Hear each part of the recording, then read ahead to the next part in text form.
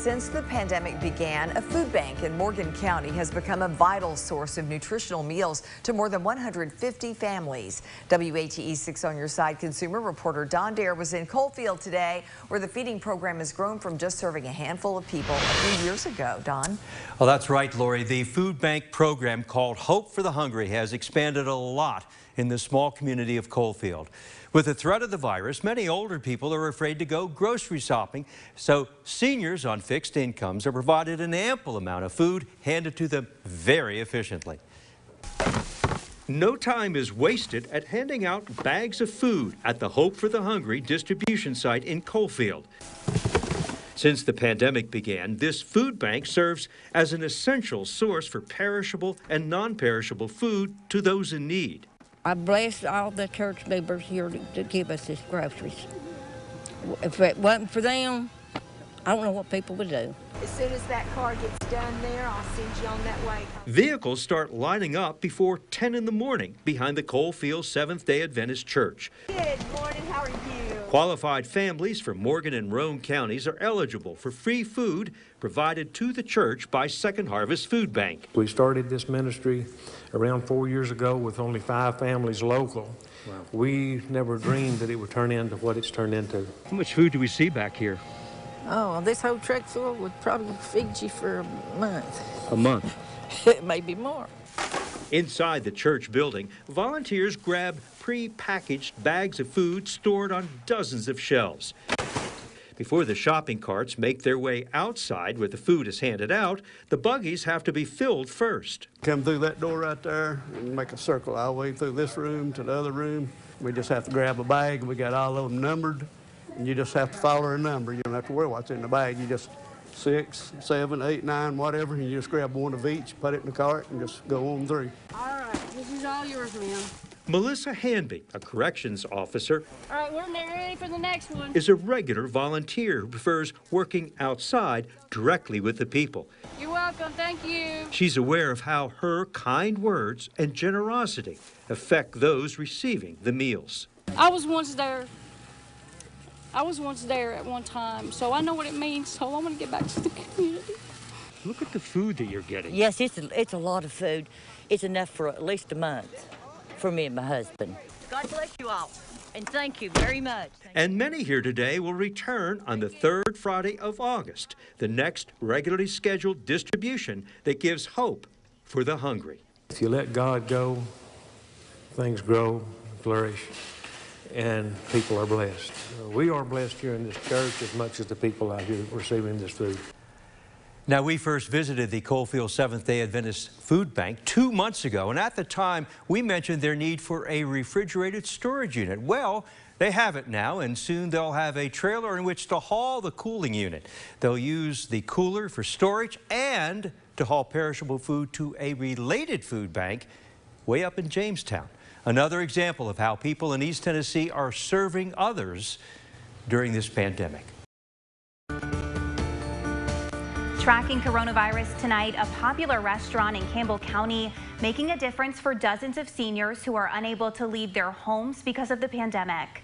WATE 6 on Your Side consumer reporter Don Dare visiting the cafe today as meals were packed up and then delivered. Don? Well, Elizabeth, one of the seniors who received food today expressed her heartfelt gratitude to the restaurant staff. You know, the Federal CARES Act, approved 2 months ago, is making a big difference in our communities, especially in our area. Funding provided by the Act not only helps small businesses with nutrition grants, but also the elderly in providing meals. In Campbell County, Carla Bolton removed dozens of take-home plates of ready-to-eat, home-cooked meals from the refrigerator at a restaurant. Mrs. Bolton owns and operates The Local, a popular cafe in La Follette.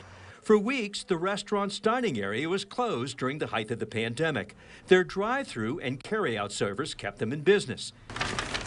The meals bagged up today will be delivered to several dozen people who normally would not qualify for senior home-delivered meals. Since the restaurant serves home-cooked meals, the CARES Act provided funding for the Area Agency on Aging to contract with local small businesses to feed seniors. But we wanted a good balanced meal to go out to our clients, remembering that a lot of these people are on such a limited income that they normally do not get to eat at restaurants.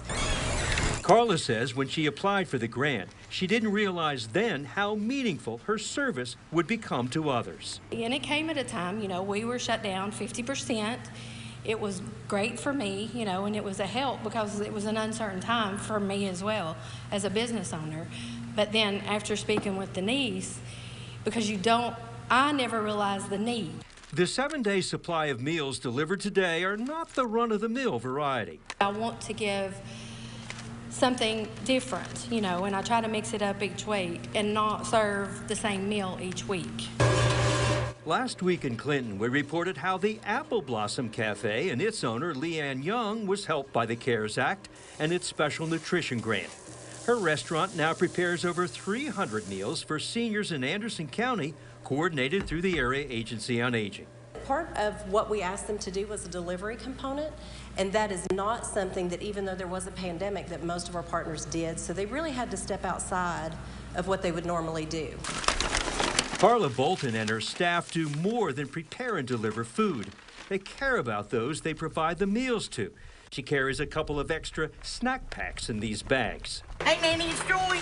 Today's first delivery was to Nanny Nance, a widow who lives alone on a fixed income and is now taking care of her grandson. A lot of old people would starve to death without someone helping them because their families work all the time and they don't have no time for them. And God's not for that. He's for to help others. This is roast beef. Oh, and this is chicken. Yeah, and I keep my grandson because I'm going to adopt him. And it's a blessing when he comes home. He says, Mama, do we have food or are we going to go hungry? And I say, no, God sent the ladies up here to give us food so we could eat. Without you all, I couldn't make it. Thank you. May God bless you. Now, Carla Bolton and her staff take several hours on Tuesdays delivering the 224 meals they prepare for nearly 3 dozen households in Campbell County. Those who do not need home-delivered meals, they go to senior centers and pick up their meals. Presently, sit-down or congregate meals, as they're called, are not permitted, still not permitted at senior centers because of the pandemic. Tracking coronavirus tonight as COVID-19 continues to grip Tennessee. Area schools are doing all they can to ensure access to food for children who rely on the federal nutrition safety net. As an example, the Claiborne County school system has handed out more than 250,000 meals just since March 16th. WATE 6 on your side consumer reporter Don Dare traveled to a small elementary school in West Claiborne County to take a look at its feeding program. There's your chocolate. There's the pie. All right, thank you. Every Thursday morning, Clairfield Elementary serves as the hub of distributing meals to this area's school-age children. In the last 8 weeks, over 11,000 meals have been picked up by parents and grandparents in this remote mountain community. What would it be like without this food distribution? It would be a little hard. There's a lot of families up here can't make it without it. This is yours right here. Handing out the food are school cafeteria workers and school aides.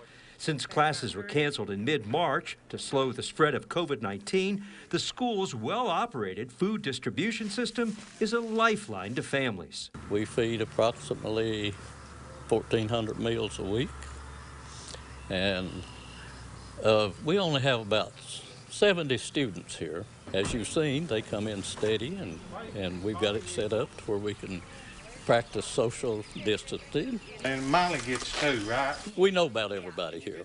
And so when we see their vehicle coming across the track, they say, oh, that's so-and-so. And so they get their box of food and carry it out, set it on the table, and then they get out and pick it up and put it in their vehicle. Clairfield is located in the Cumberland Mountains, several miles south of the Kentucky border. The community of just over 1,000 people has been hard hit by unemployment. The meals program is helping to stretch tight budgets. Everybody needs it because things are tight. A lot of mines are shut down around here. You know, a lot of jobs are shut down now. The Families First Coronavirus Response Act, approved by the U.S. Congress March 18th, authorized relief meals and granted waivers providing emergency benefits to eligible families of school-aged kids. The meals will continue here through early summer and likely beyond, possibly into July. Yes, USDA has sent us a waiver that we can feed any child under the age of 18 from anywhere here in Claiborne County.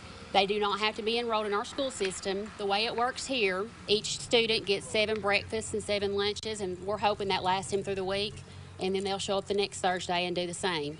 And this waiver is in effect through June 30th. Thank you, guys. God bless you. Dealing with a disruption of normal life because of the virus is hard enough, but seeing familiar faces just once a week is a comfort. Appreciate you. Thank you.